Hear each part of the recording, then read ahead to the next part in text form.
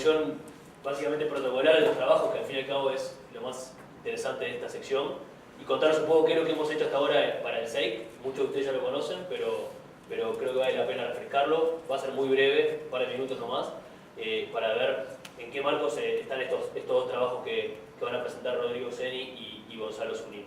Esta es la agenda, una presentación muy cortita y los dos trabajos: encadenamiento del sector de la construcción en la economía uruguaya, para entender bien en qué lugar está la industria de la construcción y cómo esta está inserta en el entramado económico, cómo se relaciona hacia adelante y hacia atrás con otros sectores de actividad. Y luego Rodrigo va a presentar un trabajo de caracterización socioeconómica que hemos hecho, porque estamos todavía en proceso de elaboración con el IECOM. Básicamente este trabajo creemos que es bien importante para dimensionar el estatus de los trabajadores, comprender quiénes son, dónde están, y sobre todo porque también nos marca una pauta pensando en la segunda mesa de hoy, que tiene que ver con la productividad, ¿no?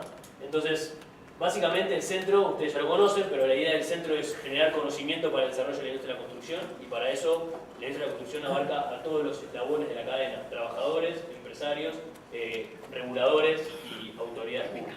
Hasta el momento estamos trabajando en 3 pilares, los cuales tienen un importante grado de cumplimiento. Por un lado, se ha logrado sistematizar información económica.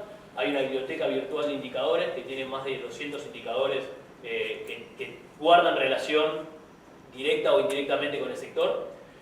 Por otro lado, el centro se ha puesto como meta producir nueva información, y en eso estamos trabajando. Tenemos 3 indicadores particulares del centro que ahora vamos a comentar. Y por último, el tercer pilar es generar estudios con un enfoque académico que funcionen como bien público. Esto es generar información que sea relevante, pertinente y que aporte información para todos los eslabones de la cadena. De vuelta, empresarios, trabajadores y las autoridades del sector público.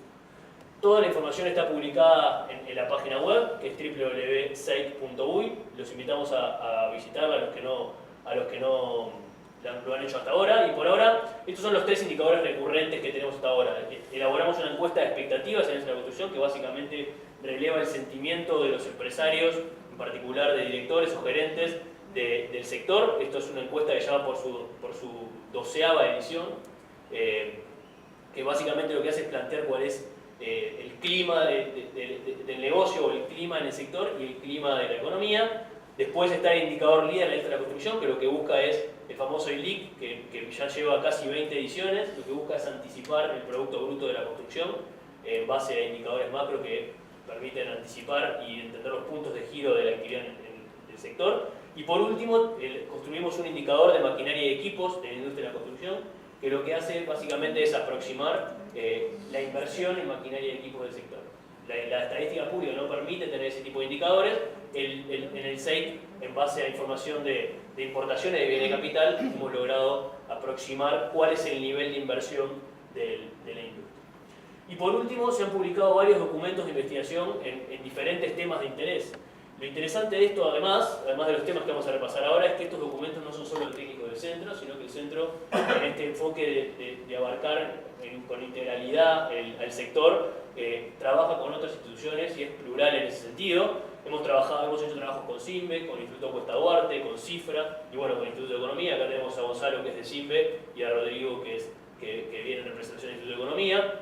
A su vez, con esto del enfoque académico de los trabajos, la mayoría de los documentos, en particular los elaborados por los técnicos, han sido sometidos a régimen de peer review. Básicamente otros expertos o especialistas, no particularmente del centro, pero sí una visión externa, que validan o comentan trabajos que se han hecho dentro del centro. Y por último, estos trabajos, o la mayoría de ellos, han sido difundidos en diferentes medios de prensa escrita, radio, televisión, etc. Los ejes sobre los cuales ha trabajado son varios. Se empezó con trabajos de infraestructura que buscaban cuantificar las necesidades viales y buscar esquemas de financiamiento para cubrir las necesidades viales encontradas. Estos fueron trabajos que hicieron allá por 2014-2015, cuando el centro recién comenzaba a andar. Se hicieron trabajos relacionados a la vivienda, que buscaban, en base a determinantes macroeconómicos, entender la dinámica de los precios, en particular los precios de alquiler y los precios de la compraventa. Se hizo un trabajo sobre el impacto de la industria como cadena de valor, y este es el trabajo que básicamente va a presentar Gonzalo Zunino en unos minutos. El trabajo de productividad, que va a ser objeto de la próxima mesa, la mesa que empieza luego de esta. Y luego hemos trabajado también en temas que tienen que ver con la caracterización de los trabajadores. Una parte lo va a presentar Rodrigo hoy, y a su vez también hemos trabajado en esta línea en temas de género en el sector vial, en una consultoría que estamos en proceso de publicación con el BID. Y bueno, básicamente algunos de estos ejes forman parte de la agenda de trabajo futura, en particular los temas de infraestructura, de productividad y de seguir caracterizando a los trabajadores en el mercado laboral. Y para los próximos años se agregan otros temas que creemos que son bien importantes para el sector. Uno de ellos es los temas de siniestralidad, que por ahora el centro no ha abordado, pero que está en la agenda abordarlos en los próximos meses. Y también temas que tienen con el mercado inmobiliario, el crédito y las dinámicas del mercado en sí mismo, que son bien interesantes de estudiar y no hemos abordado en cabalidad todavía. Con esto los dejo con Gonzalo primero, luego a presentar Rodrigo. Gonzalo va a presentar el trabajo de encadenamientos del sector de la construcción. Bien, este es un trabajo que en realidad hicimos ya hace casi 2 años, ¿sí? Y está publicado o está en la web hace también un tiempo, ¿no? Así que quizá algunos ya lo hayan visto, y si no lo han visto, la idea de hoy es presentar un poco algo a modo de titular. Si bien no es un modelo muy complicado con el que trabajamos en este artículo, es un modelo muy usado, pero la idea es más, no sé si ya lo han visto o si no, discutir los resultados y si profundizar tanto en el modelo, hablar de las principales conclusiones que se sacaron de este estudio, ¿sí? Y este estudio en particular lo que intentó ver es la importancia... ver la importancia del sector construcción en la economía uruguaya, y hay una forma que es bien básica de tratar de ver cuánto importa el sector en la economía, que es ir a los datos, ¿no? A cuentas nacionales, a línea, a ver cuánto genera de empleo, cuánto genera de producto, ¿sí?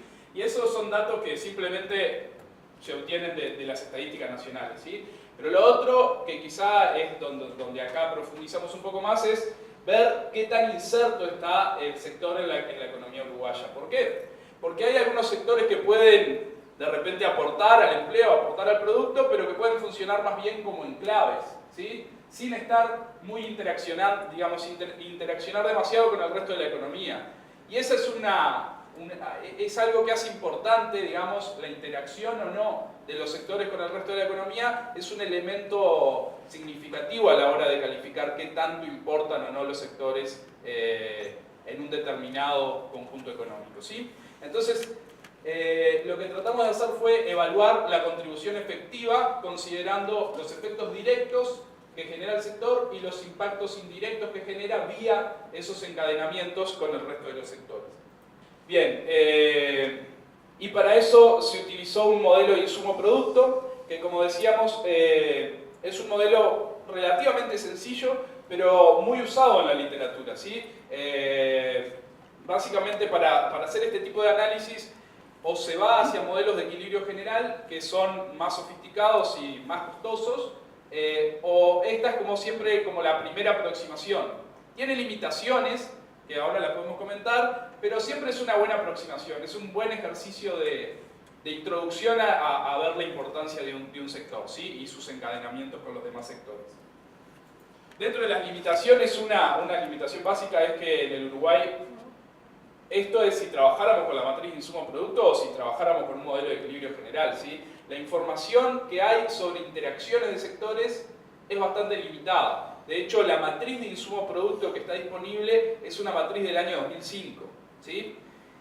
La economía ha cambiado bastante desde el 2005 hasta ahora, así que eso que decíamos, este es un primer ejercicio, hay que sumarle, bueno, es un ejercicio que tiene una limitación de datos que no se puede solventar hasta que no se haga un próximo, digamos, sería interesante cuando se haga el próximo cambio de base de cuentas nacionales. Siempre cuando se hacen los cambios de base de cuentas nacionales se realiza toda esta interacción de sectores, cuánto los sectores compran y utilizan de insumos de los demás sectores, y entonces es un buen momento para repetir el ejercicio, ¿sí? Pero este es el ejercicio, se hizo con la información disponible, que como decimos, bueno, está un poco desactualizada, pero es lo mejor que podemos hacer a día de hoy, ¿sí?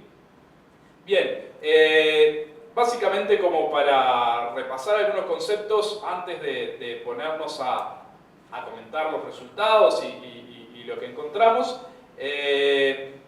Básicamente tres grandes definiciones que usamos en el trabajo, ¿sí? La de valor bruto de producción, que es simplemente cuánto vale lo que se genera de producción en el sector, ¿sí? No importa si en el valor bruto de producción están incorporados el valor agregado y los insumos, ¿sí? Es, bueno, esta silla vale 100 pesos. No sé cuánto fue valor agregado, 100 pesos me salió barata esta silla, pero podría ser bueno para comprarla. Pero esta silla vale eso y parte es insumo, parte es valor agregado, pero vale eso. Eso es el valor bruto de producción. Decimos, para construir esa silla se utilizaron determinados insumos y eso forma parte del valor que tiene incorporado la silla, y otra parte se incorporó de valor en el proceso productivo, ¿sí? Cuando hablamos del valor agregado es lo que un proceso de producción agrega más allá de los insumos que tiene, ¿sí? Bien, con esos tres elementos vamos a pasar rápidamente a presentar el esquema de interrelaciones sectoriales en el que se basa el modelo insumo-producto, ¿sí? Y este esquema básicamente parte de la idea de que nosotros podríamos decir, bien, el sector construcción, de repente, si tapo acá, el sector construcción estaría por acá en una columna y decimos el sector construcción genera un determinado valor de producción y para eso le compra insumos a los demás sectores de la economía, ¿sí? Entonces cada vez que hay un shock de demanda o que el sector construcción produce más, para producir más va a estar comprándole insumos a los demás sectores, ¿sí? Entonces, en este enfoque decimos el sector construcción compra insumos a los demás sectores y después genera valor agregado. El valor agregado básicamente lo descomponemos en remuneraciones, ingreso mixto, que es una mezcla de remuneraciones y ganancias empresariales, ¿sí? Cuando no está bien definido si quien trabaja es, digamos, muchas veces los empresarios son empresarios y trabajadores a la vez y no se termina de definir cuál es la naturaleza exacta del ingreso, si es por remuneración o por ganancia. Ese tipo de ingreso se denomina ingreso mixto. Y bueno, el excedente de explotación, que sería parecido, o una simplificando serían las ganancias empresariales, y los impuestos. Perdón, estos son los impuestos, este es el ingreso mixto. Pero decíamos, esta es como la estructura, y después este modelo tiene un segundo enfoque que es qué hace o qué se hace con la producción del sector.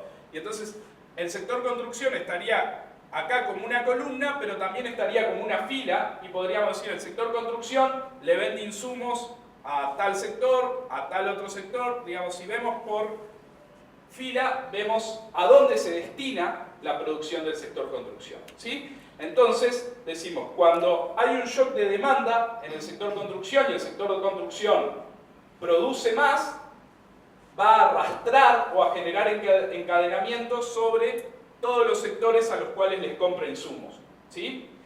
Y entonces esos son los que ahora vamos a definir como encadenamientos hacia atrás, ¿sí? Pero a la vez hay encadenamientos hacia adelante, que quiere decir, bueno, si a toda la economía le va bien y todos los sectores empiezan a producir más, van a necesitar insumos. Bueno, y de esos insumos, parte los puede proveer el sector construcción, ¿sí? Entonces, los encadenamientos hacia adelante hacen referencia a qué tan importante es el sector para permitir que se concreten esos incrementos de producción en los demás sectores. Digamos, si la economía le está yendo toda bien, bueno, que no se transforme en un cuello de botella un determinado sector, que ese sector cuánto provee o no provee de insumos a los demás, ¿sí? Bien, entonces con este enfoque decíamos tenemos encadenamientos hacia atrás, cuando el sector tiene un shock de producción, un shock de demanda, cuánto arrastra a los demás, y encadenamientos hacia adelante, que es cuando todos los sectores están creciendo, qué tan importante es mi sector para viabilizar ese crecimiento, ¿sí? Y vamos a tener dos tipos de encadenamientos, los directos y los totales. ¿Qué es esto de encadenamientos directos? ¿Cómo puedo volver hacia atrás? Ahí. ¿Qué eran los encadenamientos directos? Lo que comentábamos recién. Si el sector construcción produce más, le va a comprar insumos a un determinado set de sectores de los cuales se abastece, ¿sí? Esos son encadenamientos directos. El sector construcción, para producir, necesita comprarle esos insumos a estos otros sectores, ¿sí? Necesita hierro, cemento, lo que sea, ¿sí? ¿Cuáles son los encadenamientos totales? Bueno, los encadenamientos totales se dan porque esto es iterativo, si se quiere. El sector construcción tiene un shock y necesita hierro, ¿sí? Bueno, el sector hierro va a estar acá en una columna adicional y para producir esa demanda adicional de insumos que le genera el sector construcción va a necesitar insumos de otros sectores a su vez, ¿se entiende?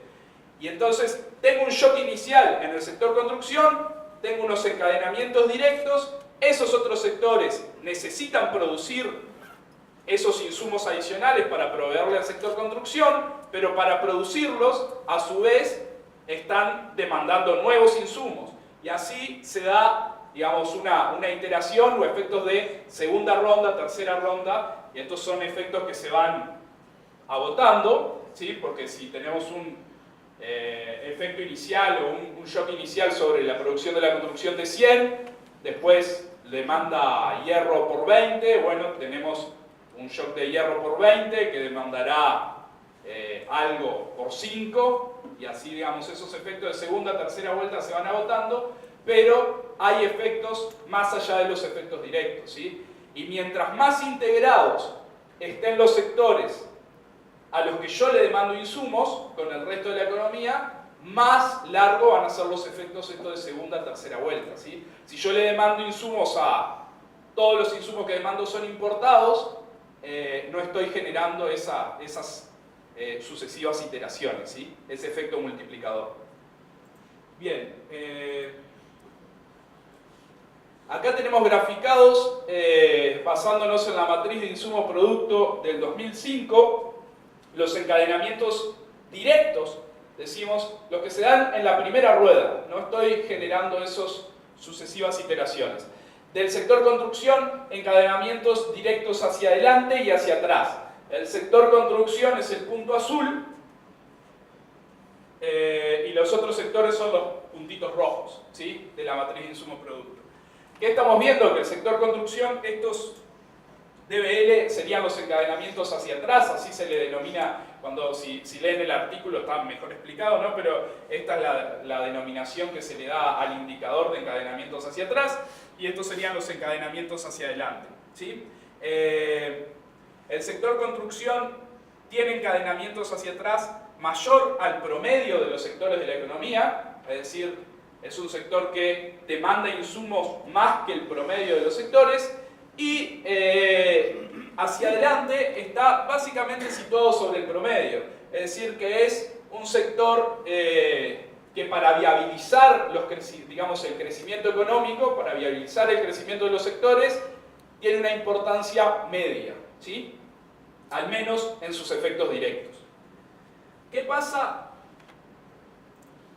Y esto capaz es lo más interesante y lo más fuerte del paper o del documento, porque cuando vemos los efectos totales, ¿sí? Esos efectos de segunda, tercera ronda que decíamos, encontramos que el sector construcción encadena con sectores que a su vez están muy integrados en el resto de la economía uruguaya. Entonces, cuando consideramos los efectos de segunda, tercera vuelta, y esto acá parece que lo hacemos para los locatarios, digamos, para que se pongan contentos, pero cuando consideramos todos los efectos, resulta que el sector construcción termina siendo el sector con mayor efecto encadenamiento hacia atrás, ¿sí? Cuando consideramos el efecto encadenamiento total y no solo el encadenamiento directo, el sector construcción termina siendo el sector con mayor poder de encadenamiento hacia atrás y sigue teniendo una importancia relativamente promedio en los encadenamientos hacia adelante.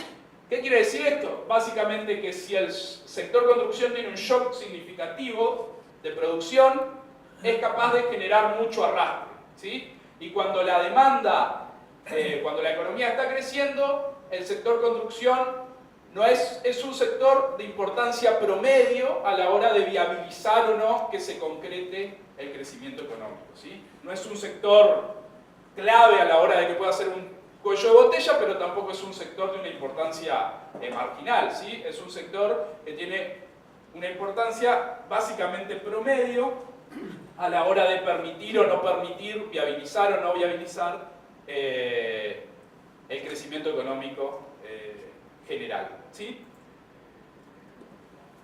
Estos son otros multiplicadores que, bueno, no comenté los números, ¿no? Pero si me volvés uno hacia atrás, ¿qué quiere decir este 4,5?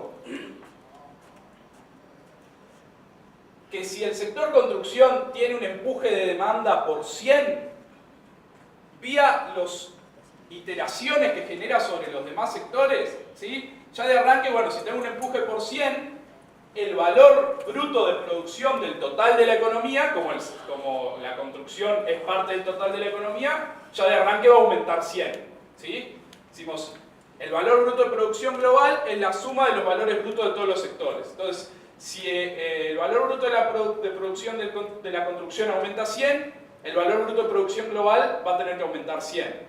Pero este efecto 4,5, este multiplicador de 4,5, quiere decir que si tenemos un efecto o un shock de demanda de 100 y se concreta, vía todas las sucesivas iteraciones, el valor bruto de producción de la economía debería aumentar 450. ¿Sí? Si estoy en escala 100, ese 4,5 es que el multiplicador expansivo del shock inicial es 4,5, ¿sí? De 100 a 450. ¿Cuál es la limitación de este modelo de insumo-producto que comentábamos?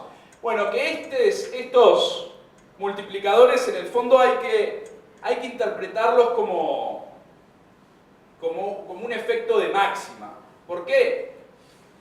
Porque para que realmente, si yo tengo un shock, digamos, de demanda, esto parte de asumir que si aumenta la demanda del sector construcción, le puede comprar insumos a todos los otros sectores y todos los otros sectores pueden comprarle insumos a los demás, y esto en el fondo implica que todos tienen capacidad ociosa para producir, ¿sí? ¿Qué pasa? Si me aumenta mucho la demanda y yo le demando al sector hierro o al sector cemento y este no tiene mano de obra o no tiene la maquinaria necesaria para poder producir, esas sucesivas iteraciones no terminan de producirse totalmente, ¿sí? O sea, puede haber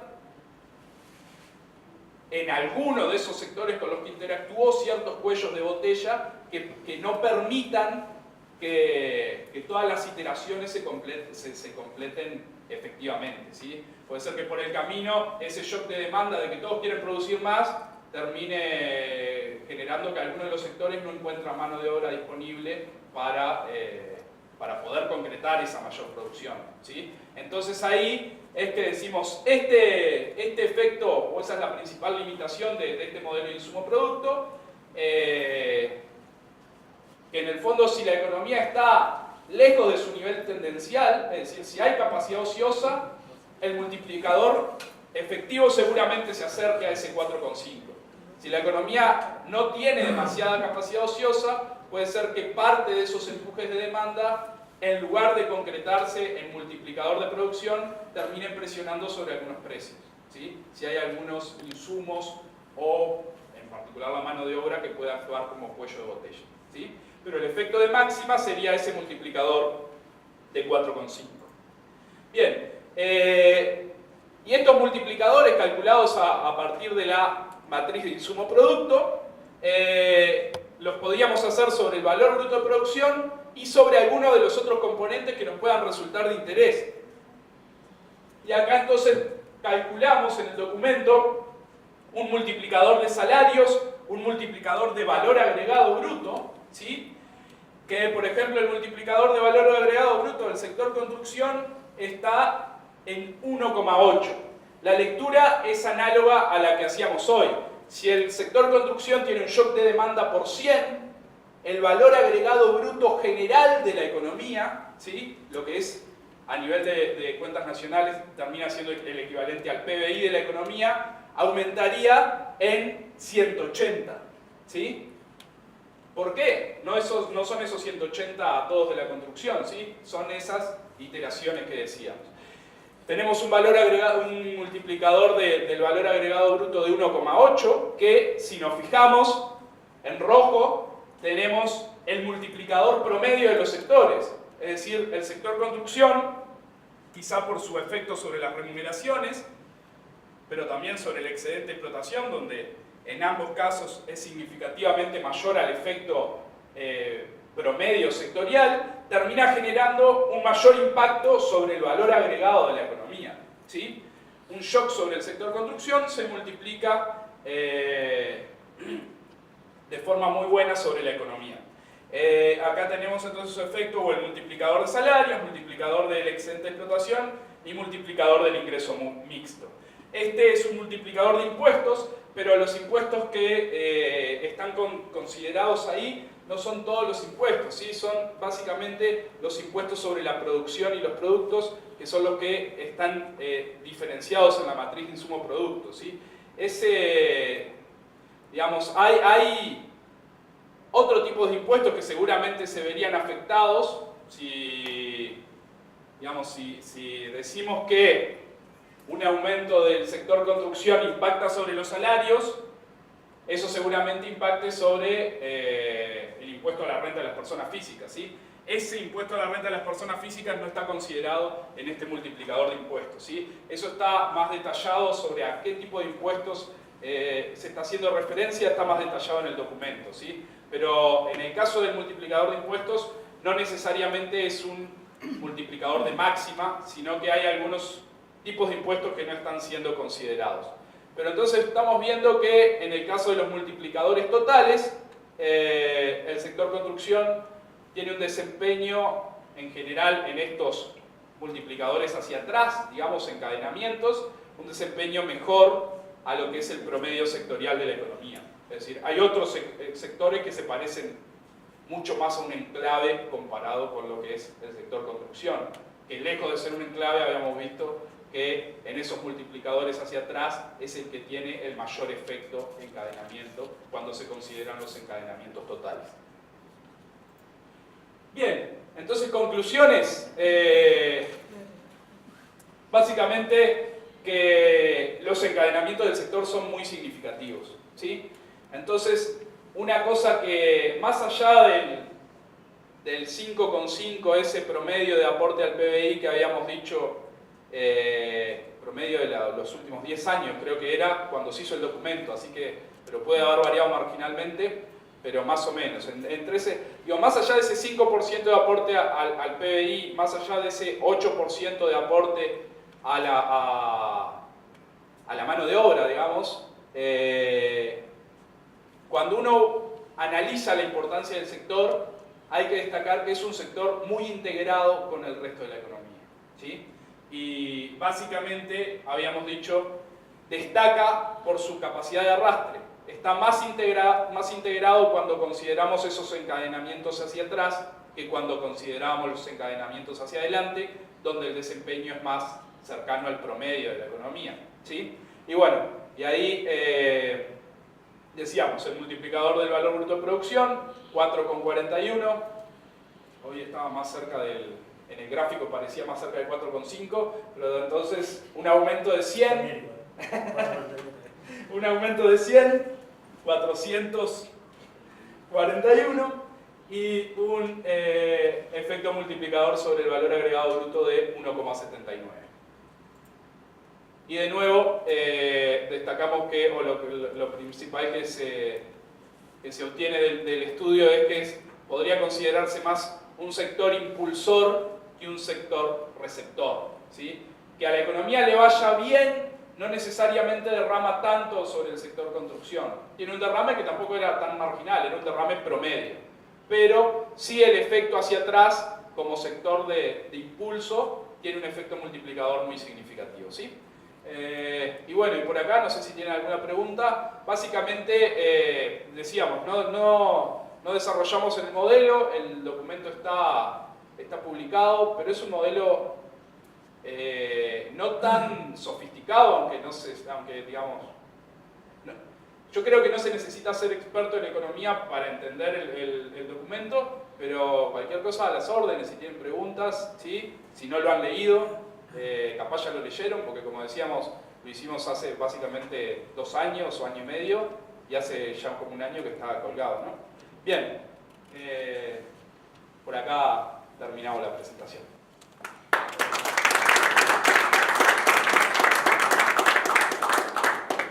Yo vengo a presentar una caracterización socioeconómica de los trabajadores y de la calidad de puestos de trabajo.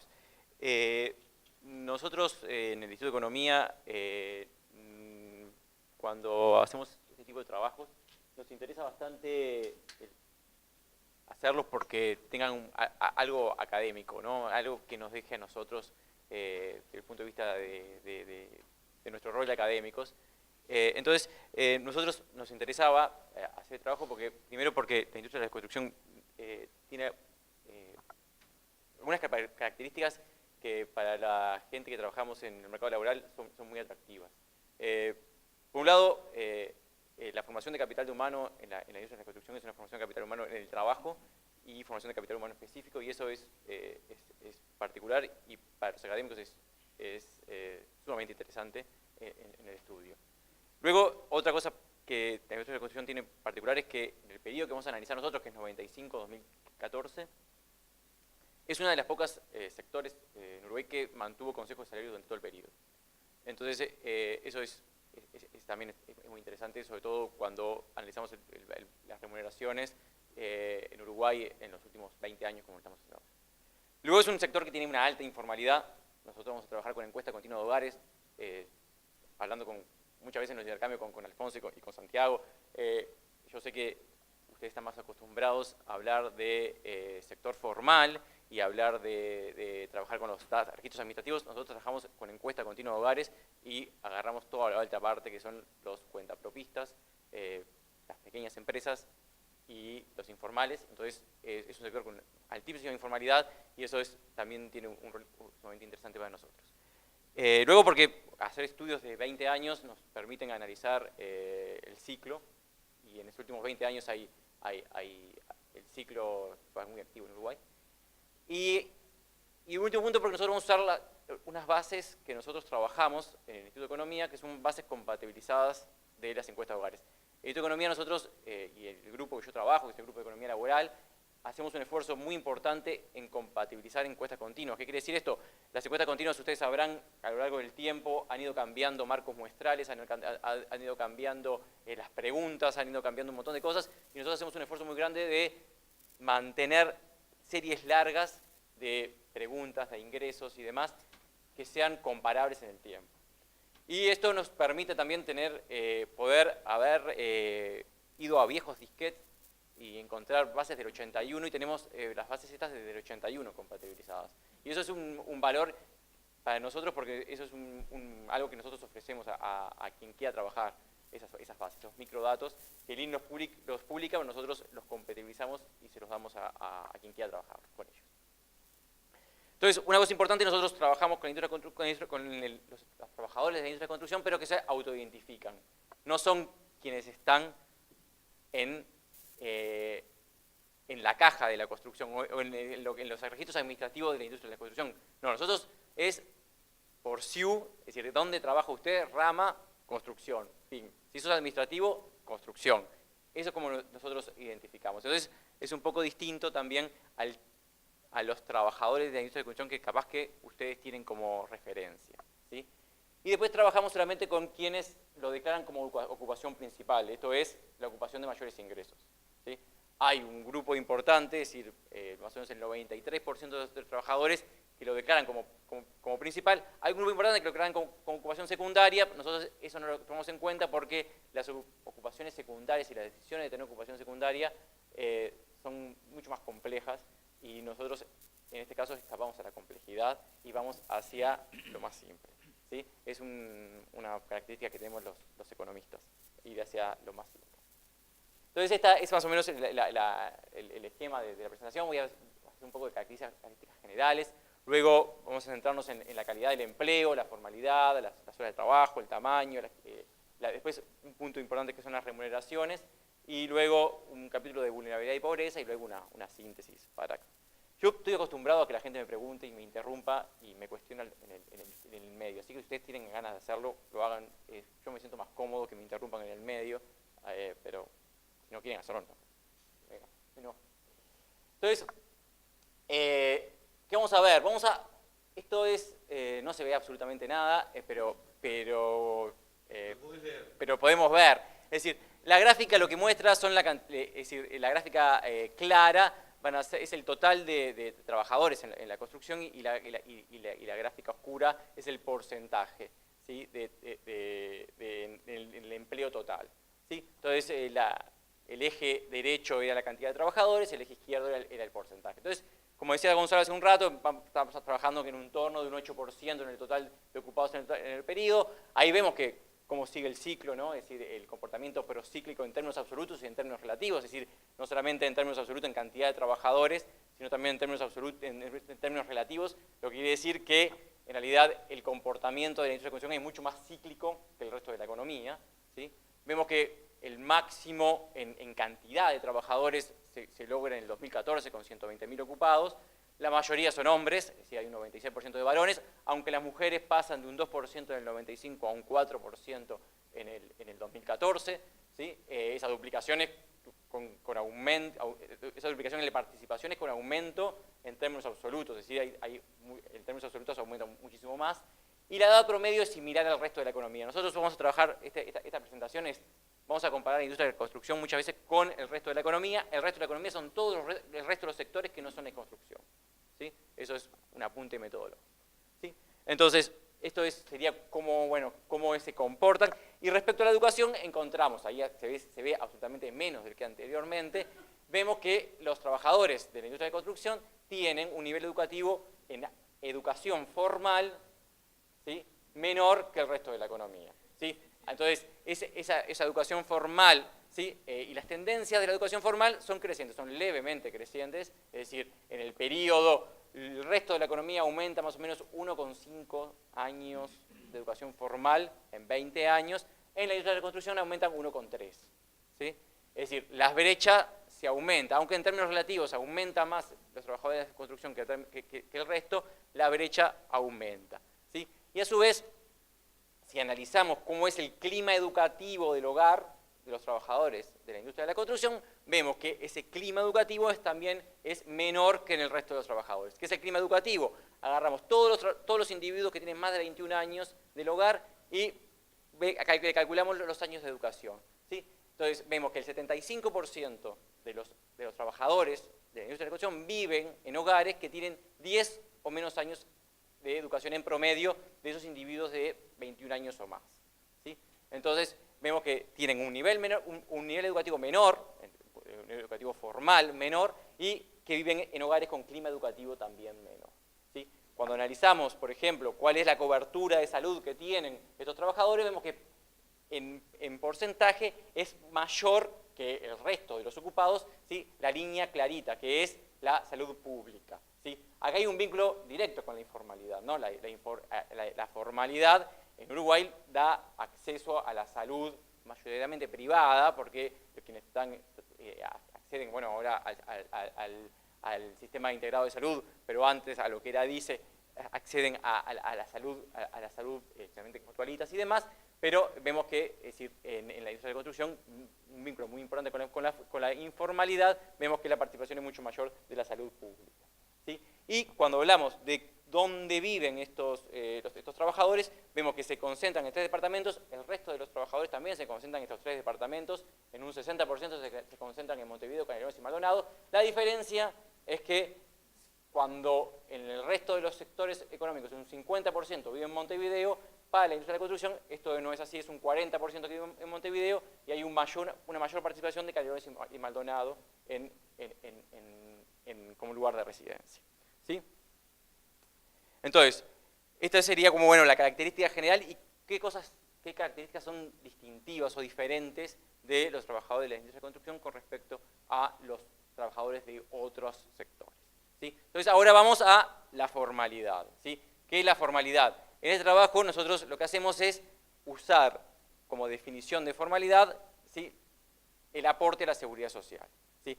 Como las encuestas no preguntan aporte a la seguridad social desde el 95, lo empiezan a preguntar a partir de 2001, nosotros lo que utilizamos es una aproximación que es la cobertura de salud.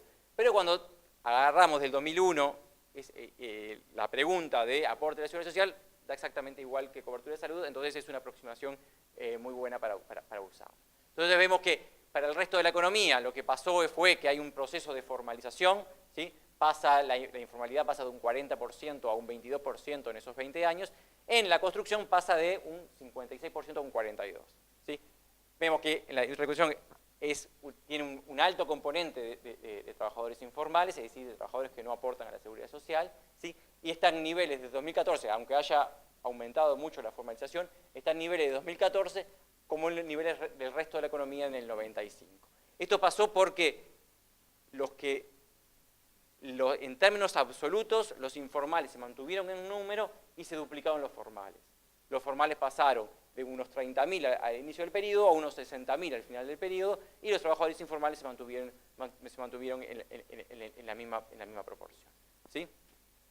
Si analizamos cómo es la tendencia de la informalidad, vemos la línea oscura es el resto de la economía, la línea clara es la informalidad, vemos que no hay la tendencia de la ciclicidad para el resto de la economía no es tan clara, parece que para el resto de la economía la ciclicidad de la informalidad la está empujando la industria de la construcción, porque hay un claro un desplome en el 2003 de la formalidad, y luego el aumento, es decir, es mucho más, las tasas de formalización es mucho más grande para la industria de la construcción que para el resto de la economía. ¿Sí? Cuando analizamos, bueno, estos trabajadores de industria de construcción, ¿qué son? ¿Son asalariados o cuentapropistas? ¿Y por qué nos interesa mucho? Porque, bueno, en definitiva, vemos que el cuentapropista... genial. Vemos, es decir, el porcentaje de asalariados y de cuentapropistas, vemos que en el 2014 un 60% de los ocupados van a ser asalariados y un 35% son cuentapropistas. Esto en el 2013 al revés. En el 2003 había un 60% de cuentapropistas y un 30% de asalariados. ¿Sí? Lo que pasa es que parece que quienes ajustan, ¿sí?, son los asalariados. El ciclo ajusta el asalariado y el cuentapropista se mantiene en números en términos absolutos, y eso hace que la relación sea inversa entre asalariados y cuentapropistas. Cuando analizamos la formalidad, vemos que los asalariados son principalmente formales. ¿Sí? En el momento más bajo de la economía, un 60% de los asalariados eran formales, y actualmente un 90% de los asalariados son formales. ¿Sí? Perdón, Rodrigo, esa cifra tiene un poco más que ver con la realidad de repente que se vive de las empresas. Claro, exacto. Exacto. La idea de que la informalidad ha caído mucho y que es realmente marginal. Exacto. Sí, eso se ve claramente. Cuando vas a los datos que autorreportan los trabajadores, ¿sí?, en la encuesta continua de hogares, vemos que el 90% autorreporta que son formales. Cuando vemos los cuentapropistas, no supera nunca el 20%. Es decir, la informalidad es una característica del cuentapropismo. ¿Sí? Por eso el cuentapropismo y el hecho de analizar el cuentapropismo y el asalariado es importante en la calidad de empleo. ¿Sí? Ya esto nos indica que el trabajo asalariado, ¿sí?, es un trabajo de mejor calidad que el trabajo de cuentapropista. ¿Cuentapropista es un nombre técnico para el tipo que hace changa? No. El cuentapropista es el tipo que hace changas, ¿sí?, pero también es la persona que tiene un local, ¿sí?, porque no es el cuentapropista solo que hace changa porque trabaja, es decir, no es el empleo secundario, es el empleo principal primero, ¿sí? Y puede ser una persona que trabaja 40 horas en ese trabajo. Un kiosco puede ser un cuentapropista con local. Un kiosco puede ser un cuentapropista con local. Una persona que en realidad tiene algunos empleados puede incluso ser un cuentapropista, ¿sí? Es decir, pero en definitiva, es decir, el cuentapropista, es decir, si uno quiere hacerlo a grandes rasgos, es un tipo que hace changas. Pero puede ser un pequeño subcontratista en el mundo informal que tiene 2 o 3 ayudantes.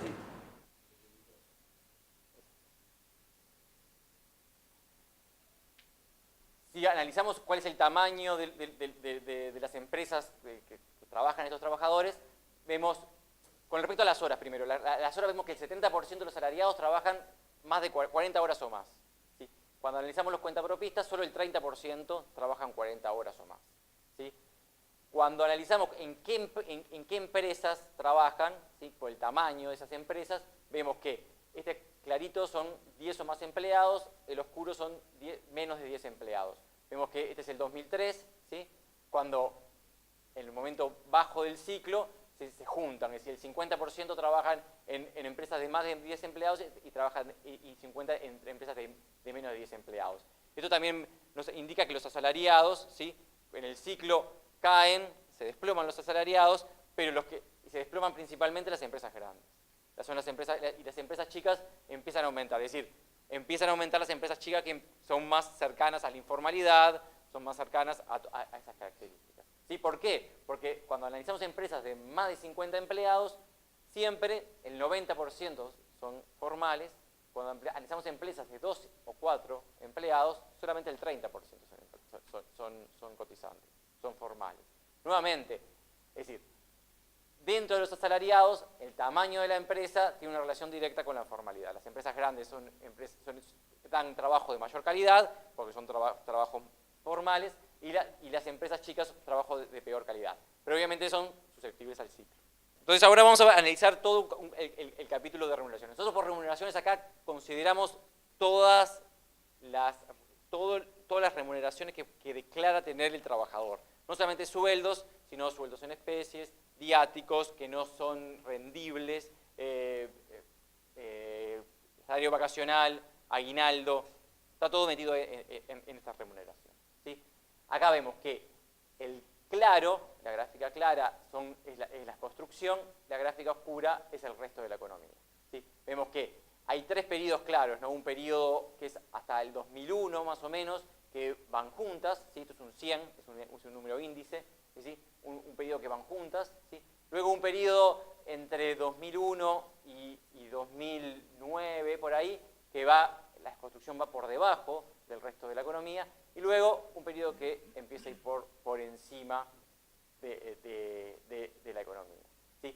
Esto es un número índice, no quiere decir que la remuneración de la industria de la construcción esté por encima de la remuneración del resto de la economía. Cuando analizamos la remuneración en hora, remuneración horaria a precios constantes, vemos que en el 95, entre el 95 y el 2000, era un 75% del resto de la economía. En ese periodo entre el 2001 y el 2008 rondaba entre el 65 y el 69% del resto de la economía, y luego en este periodo acá, que empieza a ser más dinámica las remuneraciones de la industria de la construcción que el resto de la economía, llega a un 85% de las remuneraciones que se obtienen en el resto de la economía. Estos son promedios, ¿sí? Son promedios. Entonces, lo que hacemos ahora es ver cómo es la distribución de este ingreso, es decir, cómo se distribuye, cómo es toda la distribución de los distintos salarios en la industria. Entonces, lo que hacemos es, agarramos todos los asalariados, ¿sí? Todo lo de la encuesta, pues son asalariados en cuentapropistas, y les calculamos su ingreso en remuneraciones. Y construimos quintiles. ¿Qué es esto? Los ordenamos de menor a mayor y los separamos en 20%. ¿Sí? El primer quintil es el 20% de menores ingresos, el quinto quintil es el 20% de mayores ingresos. ¿Sí? Y acá, ¿qué hacemos? Bueno, decimos, bueno, el resto de la economía, ¿en qué lugar, en qué quintil se ubica? ¿No? Es decir, cuando ordenamos todos esos trabajadores en quintiles, generamos umbrales, ¿no? Es decir, bueno, si ganás menos de tanto, estás en el primer quintil, si ganás entre tanto y tanto, estás en el segundo, si ganás entre tanto y tanto, estás en el tercero, y así sucesivamente. Y vamos ubicando por su remuneración a los trabajadores del resto de la economía que a los trabajadores de la industria de la construcción. Lo que vemos que la distribución del resto de la economía está a la derecha, es decir, la distribución del resto de la economía tiene mejores ingresos que la uniforme, es decir, que el 20-20-20-20, esto lo vemos claramente porque en el quinto quintil están entre el 25 y 27% más o menos, y de la construcción están a la izquierda, es decir, en el primer quintil tienen entre 25 y 28%. ¿Sí? Entonces, es decir, el resto de la economía está en los quintiles más altos del ingreso, cuando los trabajadores de la industria de construcción están en los quintiles más bajos del ingreso. cuando analizamos qué pasa eso en el tiempo, qué pasa en el tiempo, pasa algo que a mí en realidad, yo se lo dije a Alfonso y a Santiago, es lo que más me gusta del informe este que hicimos, ¿sí? Que es el resto de la economía, los porcentajes se mantienen constantes, no cambia nada de tiempo. Y en la industria de reconstrucción lo que pasa es que hay un corrimiento hacia la derecha. Es decir, dejan de tener tanta representación el primer quintil, ¿sí? Y pasa a tener mayor representación el cuarto quintil. ¿Sí? Es decir, el primero y el segundo pierden participación, es decir, los trabajadores del primero y el segundo quintil se van corriendo hacia más cercano a una uniforme, es decir, a tener participación en todos los quintiles de ingresos. ¿Sí? Y eso está buenísimo. Una consulta, Sí. esto no está hecho para trabajadores formatorios, es para toda la economía, ¿correcto? Para todos. El director de una empresa pública, el gerente de un banco, el que fuere, para el quinto quintil. Todos. Todos los que reciben un sueldo, no los que, es decir, los empresarios que reciben utilidades, no. Son los asalariados y cuentapropistas, pero son un poco el espíritu que hablaba Gonzalo hace un rato, es decir, los que reciben remuneraciones, no los que reciben su ingreso por capital, por renta. Exacto. Sí, dale, claro, sí.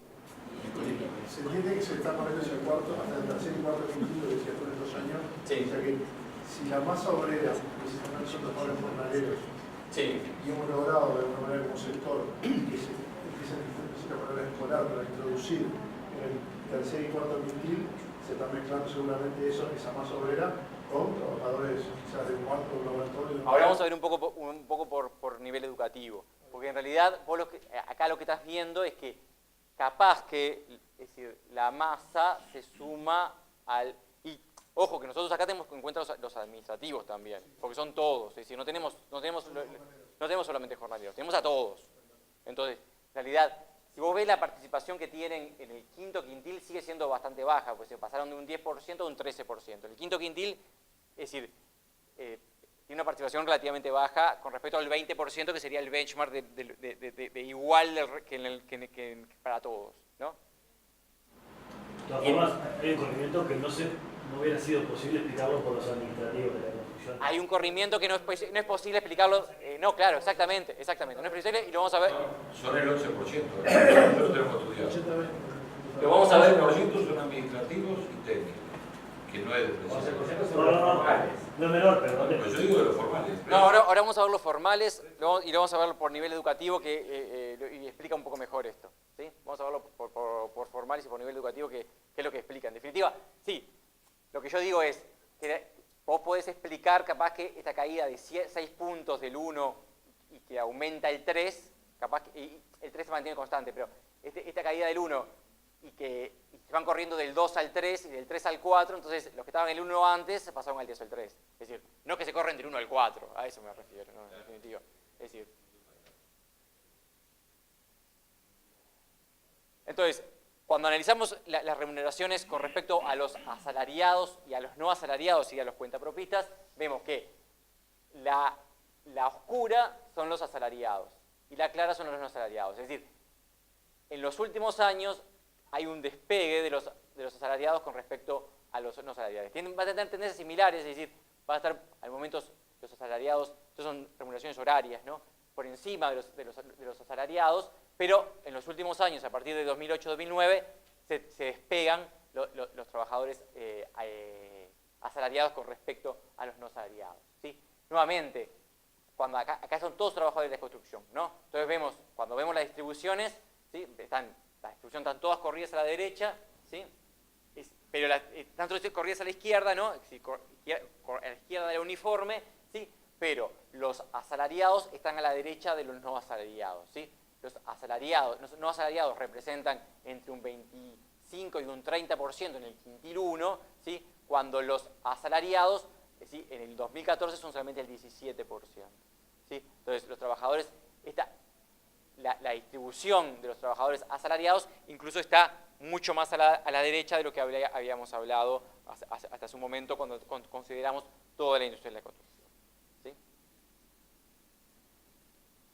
¿Sí? ¿qué pasa cuando son cotizantes o no cotizantes? Es decir, cuando son formales o no formales. Y la diferencia es clarísima, ¿no? Es decir, la clara son los formales, la oscura son los informales, son los no formales. Y vemos que siempre hay una brecha a favor de los formales, ¿sí? Pero esta brecha se amplía en los últimos años. Es decir, en los últimos años son los formales los que ganan, ¿sí? Los que ganan salario, ganan renta, ganan es decir, el salario de los formales es mucho mayor y, es decir, eso. Cuando analizamos la distribución, ¿sí? Cómo es la distribución de los formales con respecto a los no formales, vemos nuevamente las distribuciones, es decir, estas distribuciones, vemos que los cotizantes, es decir, los formales, la distribución está más a la derecha que los no cotizantes, ¿no? Es decir, en el primer quintil de ingresos vemos que los no cotizantes representan alrededor de un 30%, ¿sí? Cuando los cotizantes, ¿sí? Se representan entre un 15 y un 20%. ¿Sí? Y entonces, la distribución de los cotizantes, ¿sí? Está corrida hacia la derecha, ¿sí? Y los formales, ¿sí? Van a ganar participación en el cuarto y en el quinto quintil, ¿sí? Y los informales van a permanecer relativamente estables, ¿sí? Ese corrimiento que veíamos de toda la industria de la construcción hacia la derecha de la función de distribución puede estar explicada por los asalariados y por los asalariados formales, principalmente. Esto es el salario por nivel educativo. Nuevamente, siempre el oscuro es el resto de la economía, sin contar a los trabajadores de la construcción. El claro son los trabajadores de la construcción. Y vemos que permanece, al primer periodo son iguales. Esto es casi empujado el salario, con la gráfica de salarios que vimos en la general. Un primer periodo que van juntos, un segundo periodo que los trabajadores de la construcción están por debajo del resto de la economía, ¿sí? Y un último periodo que son los trabajadores de la construcción los que ganan, ¿sí? El salario, ¿sí? El crecimiento del salario es mayor que en el resto de la economía, ¿sí? Cuando vemos qué pasa cuando los trabajadores, estos son los trabajadores que tienen primaria, estos son los trabajadores que tienen secundaria. Acá los trabajadores que tienen secundaria, la brecha es muchísimo mayor. La brecha de los trabajadores que tienen secundaria con respecto al resto de la economía, ¿sí? Los trabajadores de la construcción están muy por debajo del resto de la economía, y es en los últimos años, con tasas de crecimiento mayores, es que llegan en el último periodo, en el 2014, a tener el mismo salario, ¿sí? Horario que el resto de la economía, ¿sí? En el documento están los trabajadores con educación técnica, que tienen son muy similares a los trabajadores con secundarias, y los trabajadores con educación terciaria, que como son pocos, es un lío, y preferimos no comentarlo. Bueno, por último, el último capítulo es, bueno, cómo es la incidencia en los trabajadores de la industria de la construcción de la vulnerabilidad y la pobreza, ¿sí? Entonces, acá lo que consideramos son los claros, nuevamente, son los trabajadores, son los hogares donde viven trabajadores de la industria de la construcción. Los oscuros son los hogares donde viven el resto de los trabajadores, ¿sí? Y vemos que la brecha de pobreza es realmente grande, ¿no? Es decir, la incidencia de la pobreza en los hogares donde viven trabajadores de la construcción es mucho mayor que en el resto de los hogares, y son muchísimo más vulnerables, ¿sí? Cuando hay una crisis, ¿sí? Esto lo vimos en todas las gráficas, ¿no? Es decir, eran mucho más susceptibles al ciclo, las remuneraciones caían mucho más en los periodos malos, y acá la pobreza aumenta muchísimo más que lo que aumenta para el resto de los trabajadores. Sí, no se ve la escala, pero es hasta 60 lo que se va en la crisis. Sí, hasta 60. ¿60 qué? 60% de los trabajadores, 60 es esto, no llega a 60, es un 50 y pico. La crisis es el 53-54% de los hogares donde viven trabajadores de la industria de la construcción. Ojo, que son los que mantuvieron el empleo, no son los que perdieron, porque perdieron un montón el empleo. Es decir, los que se mantuvieron en el empleo, el 50 y pico por ciento viven en hogares pobres.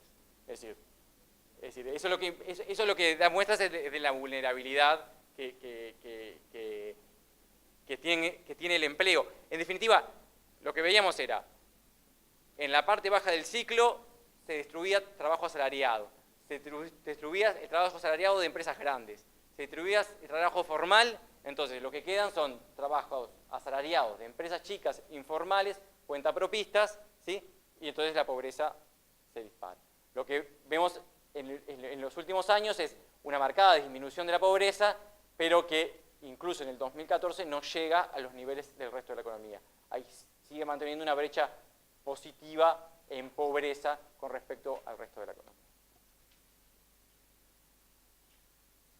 Cuando analizamos nuevamente esto dentro de los trabajadores de la industria de la construcción, cuando son los trabajadores formales, la línea oscura de los trabajadores informales, evidentemente los trabajadores informales tienen una incidencia muchísimo mayor, esto sí es 60 y 70, ¿sí? De que los trabajadores formales en la pobreza, es decir, en el 2014 prácticamente los trabajadores formales de la industria de la construcción, los hogares de los trabajadores formales de la industria de la construcción tienen prácticamente pobreza cero, aunque sigue siendo positiva, ¿sí? Y los trabajadores informales, ¿sí? Tienen un índice de pobreza muchísimo mayor que el resto de la economía, es un 20%. ¿Sí? Bueno, en síntesis, lo que decíamos, bueno, los trabajadores de construcción son principalmente varones con niveles educativos formales menores, la cantidad y la calidad del empleo tiene un carácter claramente procíclico, los puestos de trabajo son fuertemente vulnerables, ¿sí? Los trabajadores de construcción cotizaban a la seguridad social en menor proporción que el resto de la economía y hay un 40% más o menos de informalidad en el último año, ¿sí? Las remuneraciones son procíclicas, los asalariados, los formales y quienes trabajan en empresas grandes tienen mejores remuneraciones y hay una mayor incidencia de la pobreza en los hogares de los trabajadores de la industria de construcción, pero tiene una disminución mucho más marcada en los últimos años, es decir, en todo el país disminuyó la pobreza, pero en estos hogares disminuyó mucho más y en especial entre los formales.